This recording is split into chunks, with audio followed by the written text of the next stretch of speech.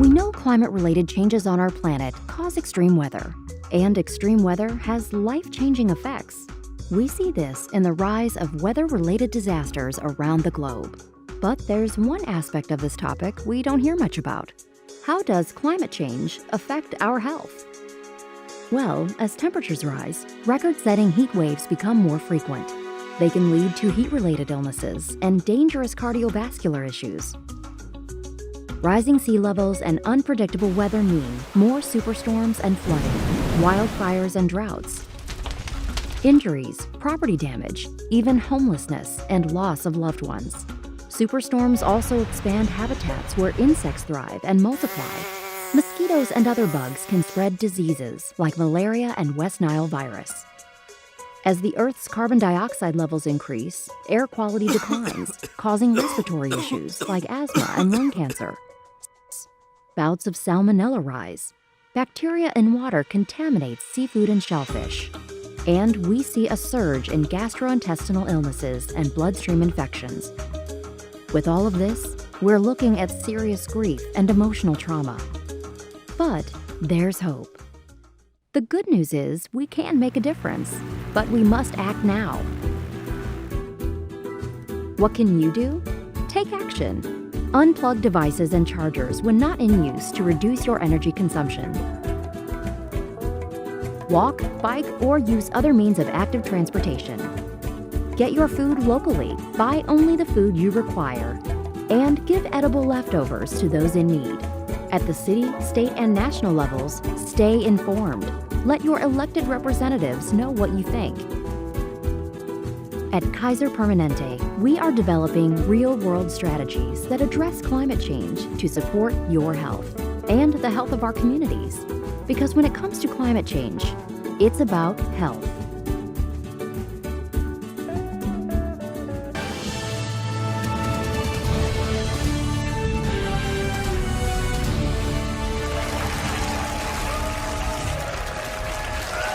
Welcome back to this unprecedented night on CNN. 10 Democratic presidential candidates, one urgent issue, the climate crisis. Scientists tell us we are seeing the consequences of the climate crisis now, but that will cross a massive tipping point if the world warms more than 1.5 degrees Celsius or 2.7 degrees Fahrenheit.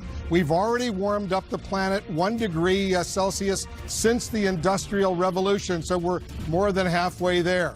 We have 11 years to avoid the catastrophic consequences of this crisis. Food shortages, rising sea levels, more extreme weather events like Hurricane Dorian that's churning toward the Carolinas right now. And for the latest on Dorian, I want to go to the CNN Hurricane Center and bring in Jennifer Gray. Jennifer? Wolf, Dorian has actually strengthened just a little bit with this latest advisory at 5 o'clock. Now 110 mile per hour winds, just shy of a Category 3, actually, with this center just offshore. You can see Jacksonville to its west, gust of 130, moving to the north-northwest at about 8 miles per hour. That's a little bit slower than it was before. It's expected to continue this forward speed, though.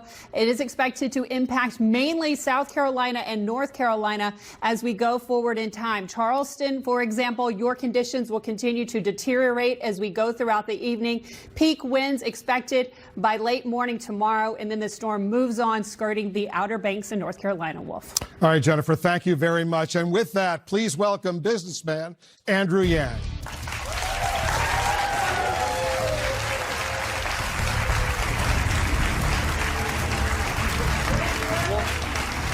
Thanks very much. Welcome. Thanks very much for coming. Please be seated. Mr. Yang, so what's the first thing you would do, and welcome to the CNN, this is a historic town hall. Welcome. What would be the first thing you would do to deal with this climate crisis if you were elected president? Well, the first thing I would do is rejoin the Paris Accords. We need to let the world know that the U.S. is open for business when fighting climate change is concerned. We want to be the leader. And then I would redefine our economic benchmarks to actually include environmental sustainability. Because right now, the trap that Democrats are in is that we're being told that moving towards a green economy is bad for jobs, it's bad for business. And that couldn't be further from the truth. We actually need to redefine our economic measurements to include clean air and clean water and let America know that. So how do you change that? Well, the great thing is we made up GDP almost 100 years ago. Really. And even the inventor of GDP at the time said this is a terrible measurement for national well-being and we should never use it as that. And here we are almost 100 years later following it off a cliff. So all we need to do is, as your president, I will go down the street to the Bureau of Economic Analysis and say, hey, GDP, 100 years old, kind of out of date. Let's upgrade it with a new scorecard that includes our environmental sustainability and our goals, the carbon footprint that companies are putting out there, but also our kids' health, which is tied to the climate, health and life expectancy, also tied to the climate, mental health and freedom from substance abuse. These are all things we can tie to our economic measurements, and then you will see us accelerate in a big way, because we can't fall into this trap, this false dichotomy that what's good for the planet is bad for the economy. All right, we have some questions, starting with Evan O'Neill, who's here. He's from New York City, works for the New York Solar Energy Industries Association. Evan, go ahead. I live at sea level in New York City. You said in a presidential debate that we need to retreat from vulnerable neighborhoods such as mine. Is this a viable option for New York? It's one of America's great cultural and economic assets. How do you propose to help places at risk due to climate change? Will funds be available for adaptation and relocation? How will those funds be generated and distributed? Thanks for the question. I was just in Portsmouth, New Hampshire, where they have hundreds of homes that are flooding on a regular basis, 26 times or more per year. So imagine living in a home that's prone to flooding at that level of frequency, which is even more extreme than I suspect your home here in New York. So we would 100% make funds available to communities around the country for adaptation and resilience. And then we would take, and the big picture is we subsidize the fossil fuel industry to the tune of hundreds of billions of dollars. And so now everyone's looking around being like, where's the money? Where's the money? It's like, well, we know where the money is. We put hundreds of billions into the fossil fuel industry. We're still subsidizing it to this day. And now it's time to take some of that money and channel it to the needs of the American people. We're looking around, there are already climate refugees in the United States of America, people that we relocated from an island that was essentially becoming uninhabitable in Louisiana. We moved those people. None of this is speculative anymore. We need to get with the program, wake up to the reality around us, and let you know that you're not on your own. This is not a you problem. This is an us problem. And what do sophisticated, advanced societies do when there's an us problem? We put some of our collective resources to work and we solve the problems on the ground. Would you eliminate some subsidies for fossil fuel or all subsidies? I'd get rid of them all. I mean, why would you leave any of them on? And I have to say, well, it's even darker than this, because you know how they've been spending some of their money, their billions of dollars in profit, on a misinformation campaign to the American people. And they've taken our legislature hostage. They have the fossil fuel lobbying industry that's in the tens of millions a year. And so we have to take back our government for the American people. I've been running for president now for a number of months, and this is the brutal truth in our society. There's the people on one side and the money on another. Yes. And you know a lot of the money is fossil fuel companies. So what do we have to do? We have to bring these together. We have to align the people and the money. Now, how the heck do you do that? My plan is to give every American citizen 100 democracy dollars that you can give to any campaign or candidate that you like in any given year. This would wash out the lobbyist cash by a factor of 8 to 1. It would make it so that if I'm a candidate and you like me, and then I get 10,000 Americans to like me, let's say in a congressional race, that's $1 million. And then when the fossil fuel company comes and says, I've got a check for you for $50,000, you can say, I don't need your $50,000 check. I have the people. That's how we take the government back from fossil fuel companies and start getting our government working for us again. All right. I want to stay on this subject. We have a question from Vic Barrett from White Plains, New York. He's a fellow with the Alliance for Climate Education, has spoken at the UN Conference on Climate Change. He's among 21 youth activists between the ages of 10 and 21 who are suing the government for its contribution to climate change in the case of Juliana versus the United States. Vic, go ahead. Oh, innovative. Hi, thank you for taking my question. Do you agree that the President of the United States has the constitutional obligation to end federal government support and promotion of a fossil fuel energy system, considering it endangers all citizens, especially young people like myself and future generations? As I just stated, I would end all fossil fuel subsidies, and I'm going to take it a step further. I proposed a constitutional amendment that makes it the responsibility of the United States government to safeguard and protect our environment for future generations. It's part of my $5.5 trillion plan to help address climate change. We need a constitutional amendment. We need to move our economy towards sustainable sources of energy. Here's another brutal truth. The United States of America is only 15% of global emissions. So if we really want to get the best of climate change, we have to make it so that countries in Africa and the developing world choose wind and solar over coal. And right now, the Chinese are going to African countries and saying, I've got a power plant for you. Great news, it burns coal. And what does that African country say in response? Great, because they're just looking for cheap energy. So if we're going to get the best of climate change, we have to go into these countries and make renewable sources of energy more competitive. So that's number 2 or 3 if you include the constitutional amendment. Number 4, we need to get our people to higher ground. You're not on your own. We need to start making our communities more resilient and protect ourselves. And you all know, if you've heard anything about me in the campaign, what's my flagship proposal? Freedom dividend. Everyone gets $1,000 a month, $12,000 a year. That would help citizens of this country protect themselves in a natural disaster, because we all know when Hurricane Dorian or Hurricane Harvey hits, who suffers? Poor people, people of color, people who don't have a car they can get into and just drive to some relative's house. So we need to actually start protecting ourselves. And the last thing is we need to start trying to reverse the damage we're doing to our environment. It's not enough to do less of the bad. We have to do some of the good. So that's reforestation, that's ocean seeding, that's starting to actually rebuild the ecosystems that we're harming. I got 3 quick questions. You give me yes or no if you want. Would you ban all fossil fuel exports from the United States? Well, I think we have to stop subsidizing the industry, but I don't think that includes banning exports, because if our industry, fossil fuel industry, which is going to be around for some period of time, is competitive and cost competitive enough to export to another country, I wouldn't stand in the way of that. Are you in favor of a carbon-free America? And if yes, when? I'm in favor of a carbon-free America, and my plan has us getting there in the next 30 years.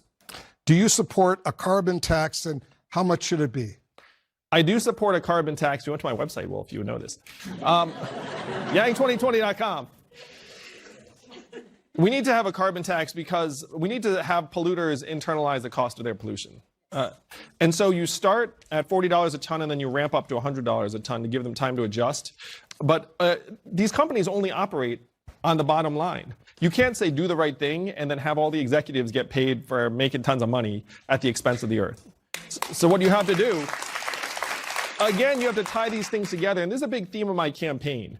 This country runs on the almighty dollar. Truthfully, it does not run on doing the right thing by us or the planet.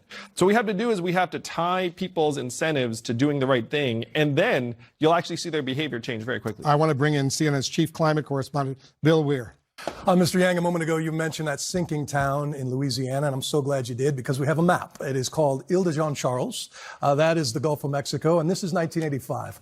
Watching a single generation, how much seawater has taken over this part of America. Oh my gosh. And this is what it looks like. It is in a lifetime slipping into the sea, and it's so doomed that the federal government is spending, as you said, $48 million to move about 24 families 40 miles north. But I spent time there, and half of them do not want to leave the only home they've ever known. Some don't trust the government. They think this is a land grab. So if it's this expensive and costly to move less than 100 people, how do you envision a managed retreat for maybe millions from places like Miami, Charleston, elsewhere? This is one of the great challenges of our time, and most Americans like where they live. Most Americans do not have a strong inclination to leave, even in the wake of a natural disaster. So first, we need to try and invest in making some of these communities more resilient, which will not work in some cases, as in this town, but it will work in others. New York is an example where if we were to invest significant resources, we might be able to save. Essentially, it's one of those situations where you invest $1 billion and then save perhaps $5 or $10 billion in damages if you do it right. So there are some instances where you pre-invest before the disaster hits. The second thing is that when there are communities that need to be rebuilt, we need to do a better job of, frankly, building institutional trust in our society and the government again. Because right now, many Americans mistrust our government. We're living in a country where 78% of Americans are living paycheck to paycheck. Almost half can't afford an unexpected $500 bill. So when you come to them and say, hey, we have your interests at heart, they have their heads down and there's not much optimism or faith. So the freedom dividend of $1,000 a month, it has many effects, but one thing it does, it gets people's heads up. And studies have shown that getting the boot off of people's throats economically One, it gets them focused on the big problems like climate change, because it's very hard to focus 10 years in the future if you're worried about next month's rent. But the second thing it does, it restores public faith and optimism and trust in our institutions, and then we'll be able to galvanize more energy around relocation over time. We have more questions for you, Mr. Yang. I want to take a quick break, a lot more on the climate threat.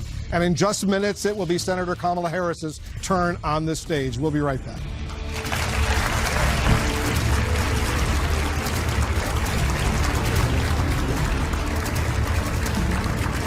Attention, IHOP has new crispy buttermilk chicken. We're back with the CNN Climate Crisis Town Hall in minutes. Senator Kamala Harris and Amy Klobuchar.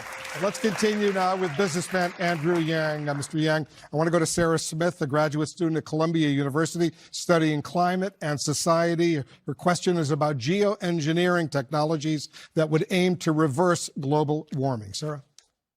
Your platform relies heavily on geoengineering and locally based efforts rather than aggressive federal emissions policies. Geoengineering poses major risks, and according to last year's IPCC report, even aggressive development of carbon removal technology is unlikely to keep warming below 1.5 degrees Celsius, absent substantial rapid reductions in emissions. Can you quantify the reduction in CO2 attainable from the geoengineering strategies you propose? I just want to clarify a point that she's making for some of our viewers. Sarah's question mentioned 1.5 degrees Celsius, which is the temperature increase that the international community, as you well know, considers catastrophic. Yeah. Congrats, Columbia's a great school. I went there myself. That doesn't make it good. So first, geoengineering is not the primary approach at all. We have to reduce emissions first and foremost. And if you look at my plan, of the 5 trillion, like a fraction of one of the trillions is looking at geoengineering. We have to get the best of emissions. It's the primary driver of climate change. Geoengineering, I just want us to think very, very big picture of what's happening. You have countries, island countries on the other side of the world that are literally sinking underwater.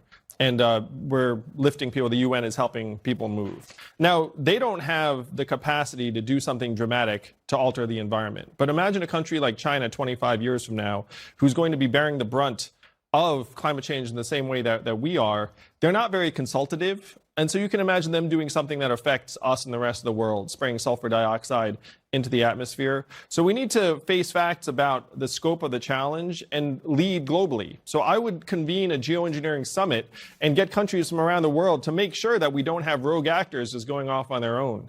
So this is my approach. It is not the primary approach, but it's something that we need to explore in the days ahead, because the reality is the last 4 years have already been the 4 warmest years in recorded history. July is the warmest month in recorded history.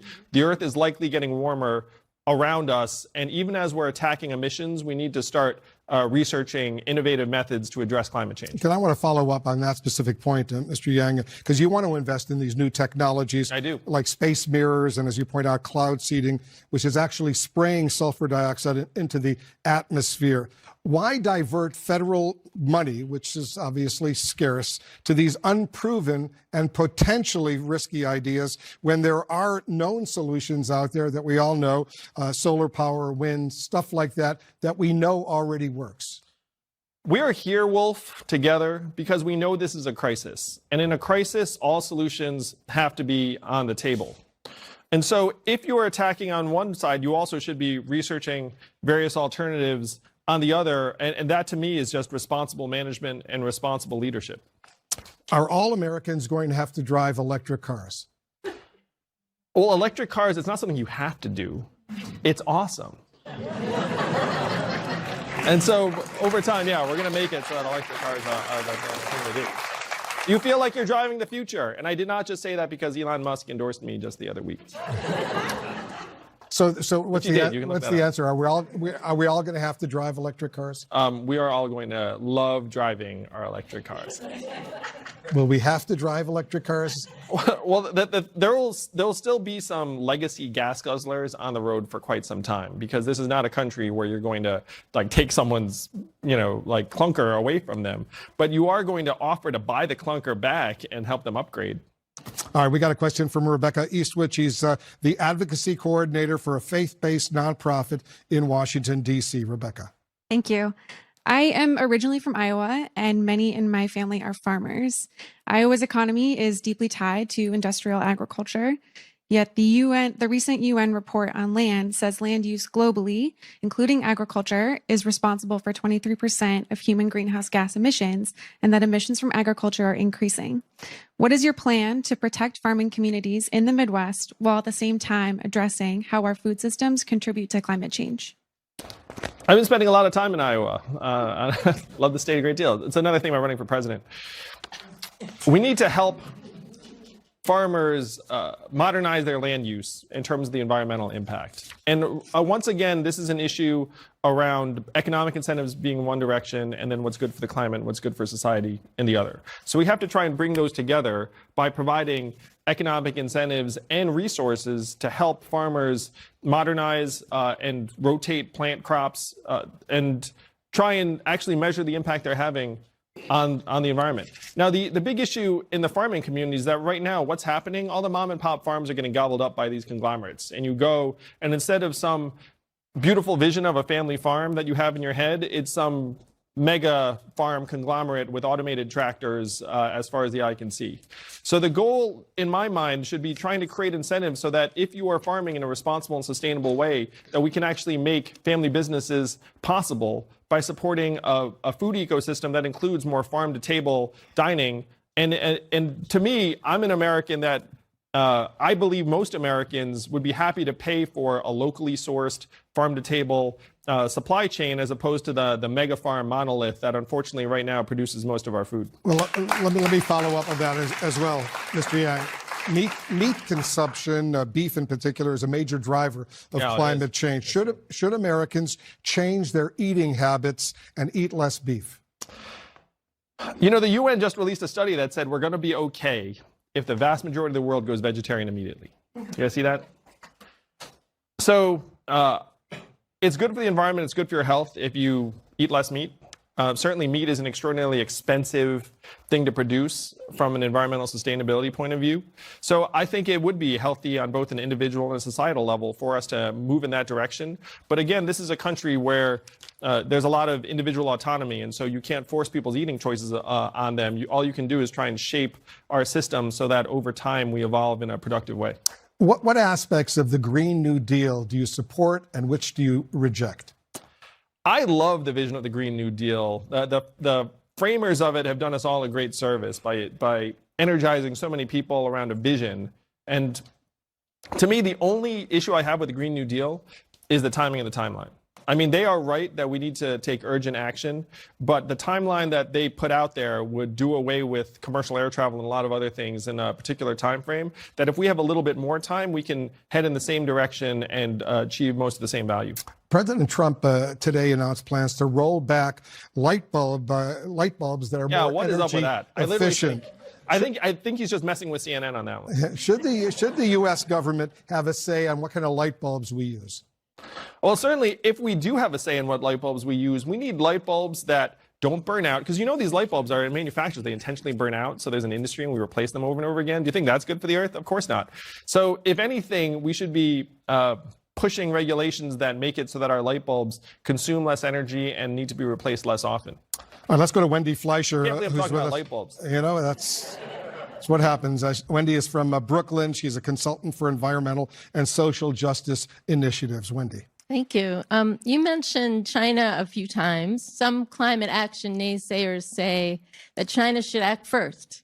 So tell us why the United States should lead in moving the country and making a transition, a just transition to a clean, healthy, clean energy economy. And who would benefit from the changes you propose? And how does your plan ensure that hardworking Americans are benefited and not hurt? Well, to me, the U.S. is vital to building an international consensus on climate change. And so we need to act first, because by forming the table and saying who's with us on this, then we can galvanize dozens of our allies and partners in the Western world. And I believe that China would be a partner because they're seeing the worst effects of climate change on an epic, almost unimaginable scale. And if you take a look at some of the smog in some of their major cities, like people literally just wear masks just for their own health and safety.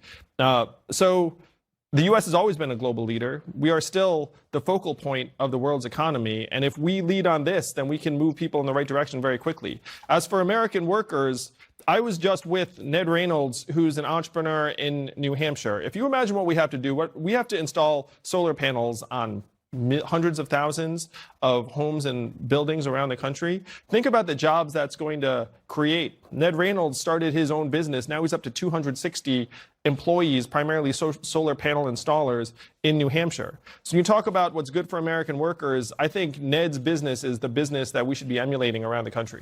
I want to follow up on that, because how can you ensure that America's efforts to cut emissions won't be in vain if carbon pollution, let's say in China or India, continues to expand over the next decades? Yeah, that's why we need a global effort, Wolf. That's one reason why, to me, the Paris Accords, the only issue I have with them is that they didn't go far enough, because a lot of the enforcement mechanisms really aren't there.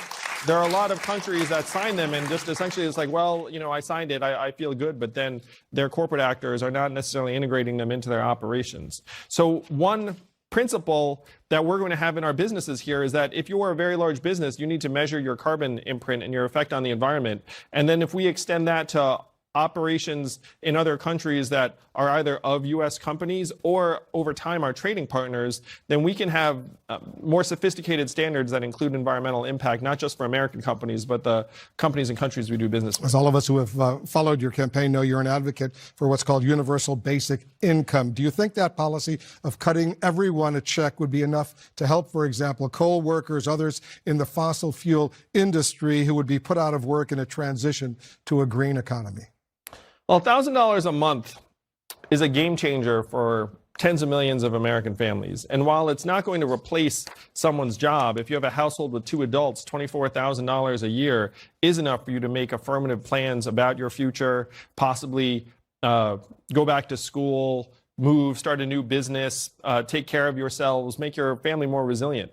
And a lot of it, Wolf, is that people put this $1,000 a month. The question in my mind is, what's the alternative? Like, we know many of these jobs are going to be automated away or fade away in a transition to a renewable economy. So the question is, what do we have for American workers so they feel protected and part of the process?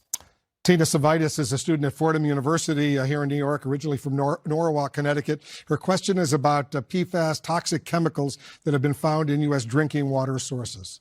Good evening. There's a lot of new studies coming out on the destructiveness of PFAS and how it harms human health. They're prevalent throughout the environment. So what is your plan for regulating the materials that go into the products that are used by everyday Americans? We need to do much more. I'm the parent of 2 young boys, one of whom is autistic. And as a parent, when you have your kids drinking water or using various toys and household items, there's always something in the back of your mind, which is this safe?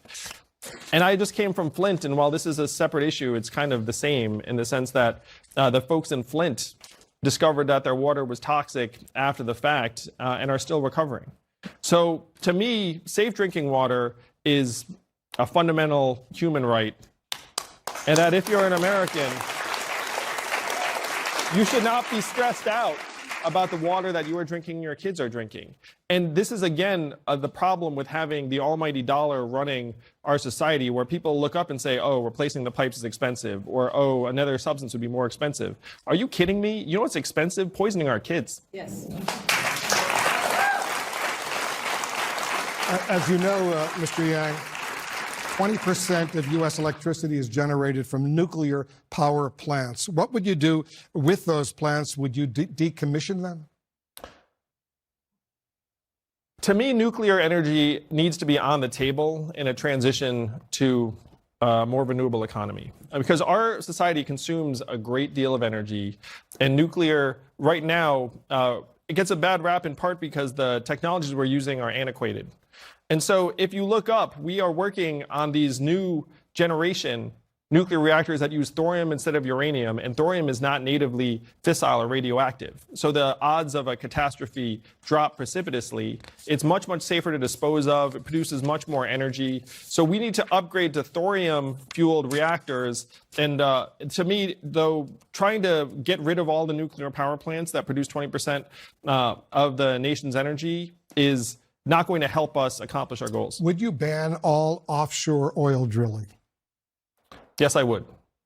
Okay.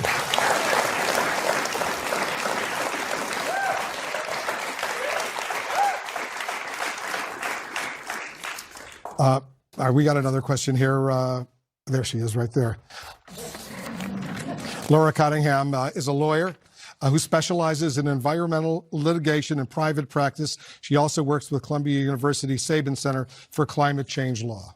Thanks. Tackling the climate crisis will require contributions from all sectors, including the private sector. In your view, what is the role of corporate leadership and responsibility in this area? How will you work with businesses to create the necessary incentives and initiatives to drive meaningful progress on climate change? I'm happy to say that American business is waking up. And the Business Roundtable led by Jamie Dimon recently announced that they need to have a broader view of their own economic impact than shareholder value. They need to expand it to stakeholder value, which includes their impact on the environment. So working with businesses, first, a carbon fee is going to go a long way because all of a sudden they have to pay when they pollute. So that's going to be immediate. And they'll just look up and they'll do the right thing by their own businesses. But the second thing is, if we make economic impact part of our economic measurements, and then each company has to report on them, then you'll see their behavior change very, very dramatically, because in this country, you aim towards what you measure. One of the big problems in America is we are measuring the wrong things. Under my presidency, we will start measuring the right things, and businesses will be my willing partner in this. Let's go to a video question submitted by Patrick Stolenwerk from Chicago. He's a PhD candidate in physics at Northwestern University. Patrick. According to the Cost of War Project by Brown University, 1.2 billion metric tons of greenhouse gases have been released by the military since the start of the 2001, quote, global war on terror. What will you do about the role of the military-industrial complex in contributing to climate change? It's a great question. My father actually got a PhD in physics. I'm talking to him like he's here. He's not here. Just disappeared from the screen. We're spending $750 billion that we know of on our military-industrial complex every year. And I'm going to share a story that I heard secondhand, so I can't verify it. But there was a Top Gun, a fighter pilot, who said that his least favorite time of the year is at the end of the fiscal year, because he flies over the Pacific Ocean and dumps oil into the ocean. Now, why is he doing that? Because they have to use all the oil that's budgeted, or else they won't get the same amount budgeted the following year. So this broke his heart, broke my heart to even hear this story. What we have to do is we have to take some of the $750 billion and start channeling it towards our infrastructure, which will be an evergreen need. We know we need to make it more sustainable over time. But again, in America, we follow the almighty dollar, and right now there are hundreds of billions being spent on our military that is generating a ton of emissions and pollution.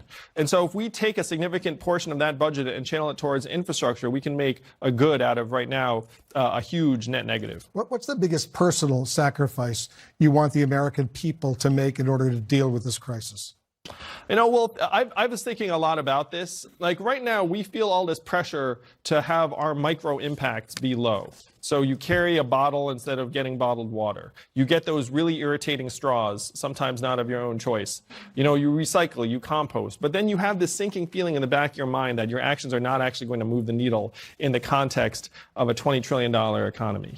And so what I would ask the American people is to think bigger about the changes we can make collectively. And that stop thinking that if you take some personal action, it's going to solve things, because the reality is we need to bring the entire world together.